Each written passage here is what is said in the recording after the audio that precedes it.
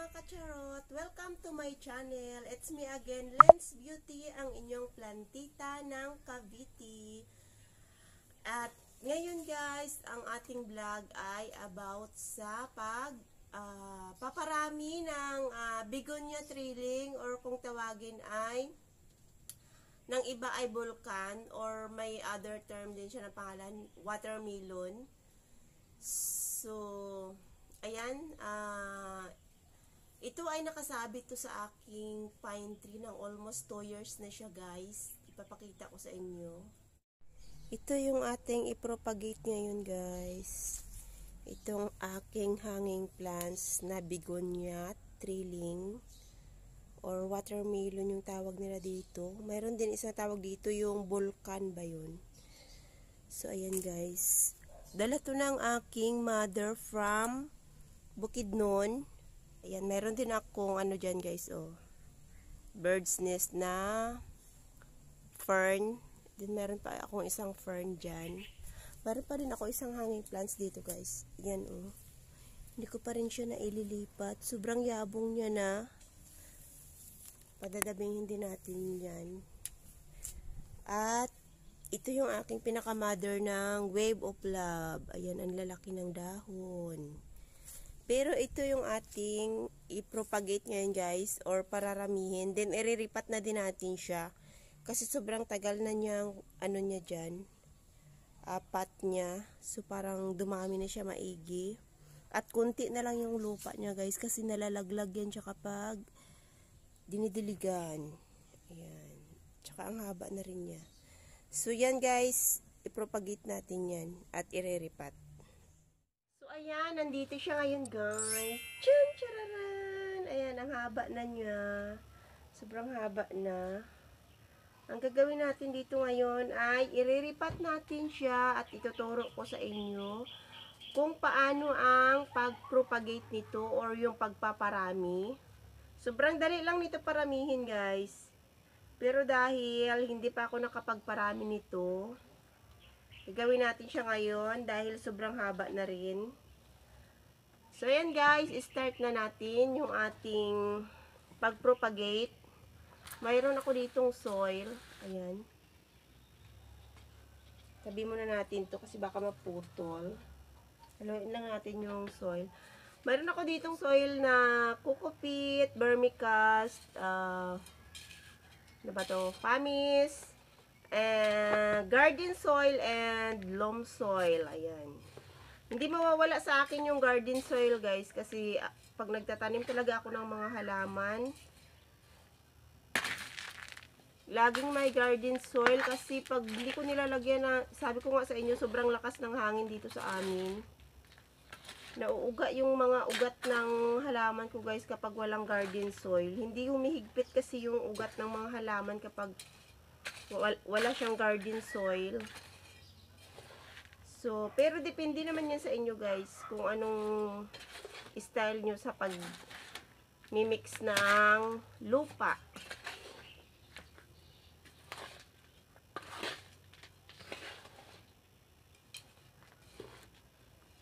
So, ayan.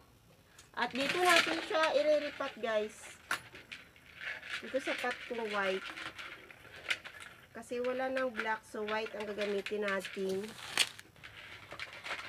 White or black ang ginagamit kong pot sa aking mga halaman guys. Para pare-parehas sila. So lalagyan natin siya ng lupa. Direct na natin siya dito.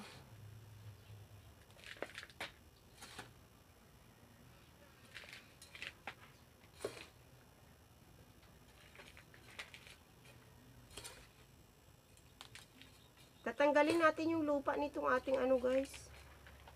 Yung ibang lupa niya kasi sobrang tigas ng lupa na niya. Sa sobrang tagal na ata niya doon sa puno. Itatabi muna natin siya kasi kuha tayo ng ating ipopropagate dito. At tatanggalin din natin siya dito sa kanyang paso.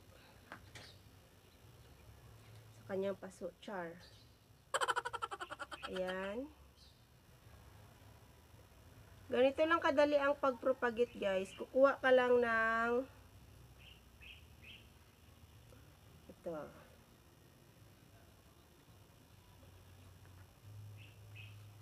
Huwag nating ubusin yung mga mahaba. Kuha tayo ng maiksi.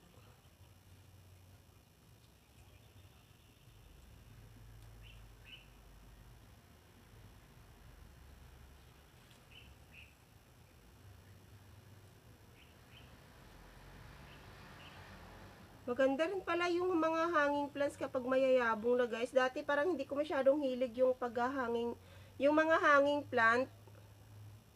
Pero ngayon, nagko-collect na rin ako. So, ayan, pwede na to siya guys. Yung ating i-propagate. Then, ito ay tatanggalin lang natin. Dito sa kanyang pot.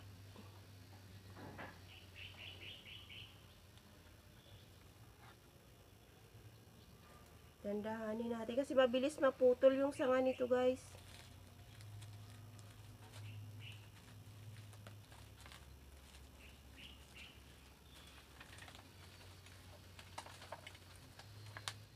Ay!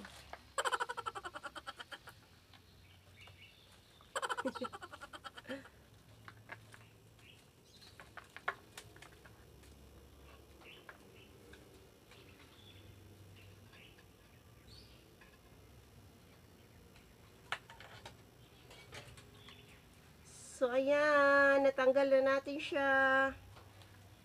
Ang gagawin natin ay babawasan natin yung lupa nito guys. Yung sa ilalim. Ay, may mga langgam nga siya guys, oh.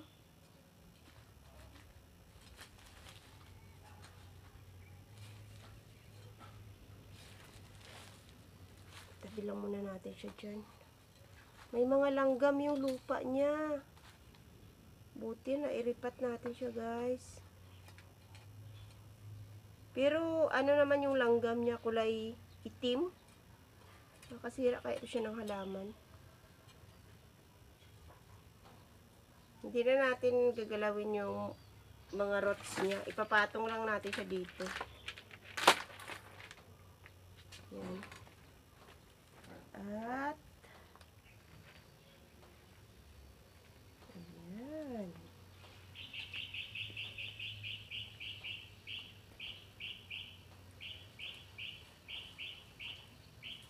Super ganda pala nito kapag gumaba na siya guys.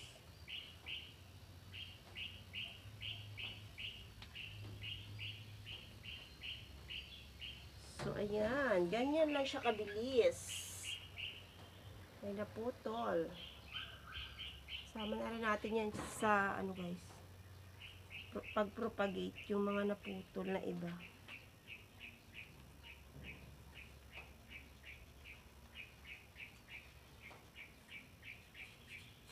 Itagal lang natin siya ng konting lupa.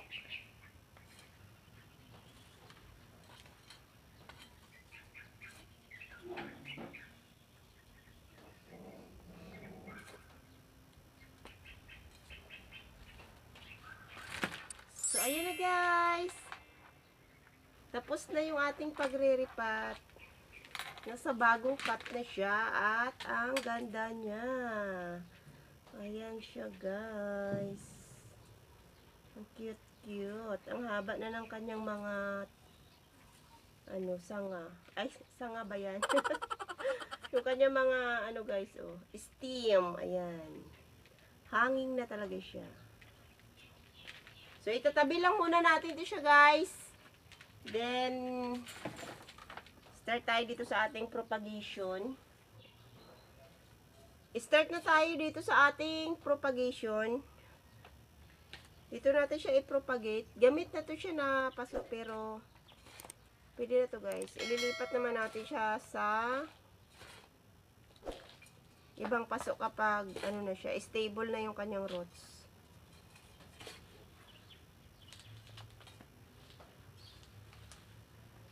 So ito yung inano natin kanina, pinutol natin na mga ano niya,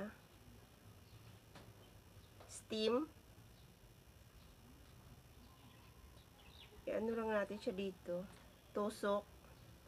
Kahit walang ugat yung puputulin nyo guys, okay lang. Mabilis lang naman siya mabuhay.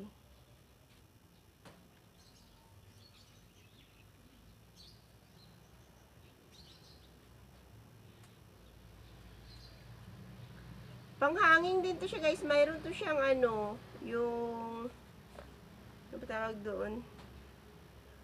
Mayroon siyang sabitan.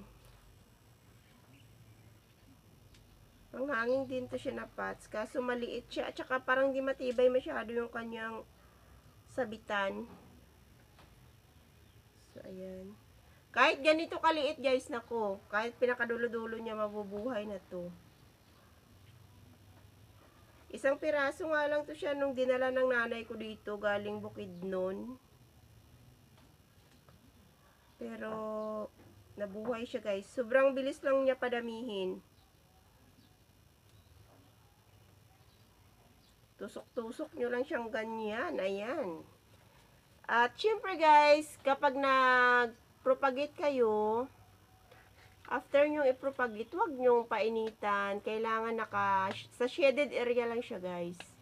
Kasi, pwedeng mamatay yung inyong pinopagate or inyong pinunla kapag dinirect sunlight nyo siya. So, kailangan, nasa ano lang siya guys. Nasa lilim. Ayan. Liliman nyo siya hanggat hindi nyo pa siya nakikita. Siguro mga 1 month nyo siyang paliliman. Or itong, ano na to guys, salaman na to, siguro mga 2 weeks. Mayroon na to siyang ugat.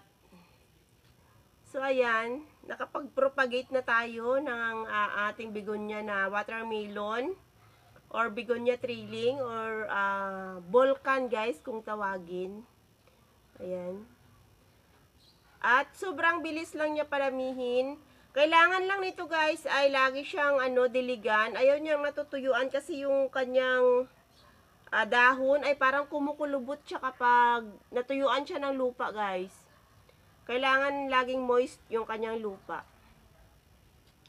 So ayan guys, sobrang bilis lang 'di ba ng ating pagpropagate. Pinutol-putol lang natin siya, then yan na. Mayroon na tayong propagation ng ating begonia na watermelon or volcan. So, ayan mga kacharot. Tapos na ulit ang ating vlog for today. Ngayon pala is February 14, araw ng mga puso guys. Tapos na ang ating pagre-repat at pag-propagate ng ating begonia trailing or begonia watermelon. Sana nag-enjoy at may natutunan ulit kayo sa aking vlog for today. And sa mga bago pa lang sa aking YouTube channel, huwag kalimutang mag-subscribe and hit the notification bell para ma-update kayo sa aking mga bagong upload videos. Thank you for watching guys and see you on my next vlog. Bye-bye! Happy Valentine's Day to all guys! Bye!